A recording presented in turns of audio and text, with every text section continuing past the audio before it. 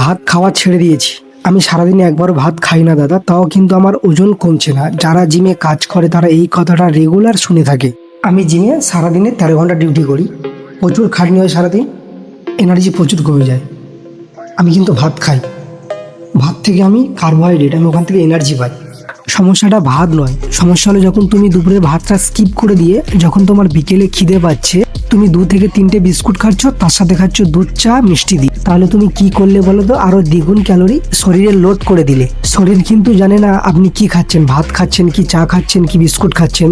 Body একটাই জানে যে আপনি সারাদিনে কত ক্যালোরি ইনটেক করছেন। তাই ভাতকে নিয়ে এত ভয় পাওয়ার কোনো দরকার নেই। আপনি সারাদিনে পরিমাণ মতো খান, সারাদিনে নিজেকে একটু অ্যাক্টিভ রাখবেন। ওজন বাড়া বা ওজন কমা এটা সম্পূর্ণ নির্ভর করে আপনি সারাদিনে কত ক্যালোরি খাচ্ছেন। যদি নিজের ক্যালোরি মেনটেন করে পরিমাণ মতো ভাত খাওয়া যায় তাহলে কিন্তু কোনো সমস্যা নেই। শেষে একটাই কথা শুনতে হবে, ট্রেনার ভালো না, তার জন্য আমার ওয়েট কমছে না।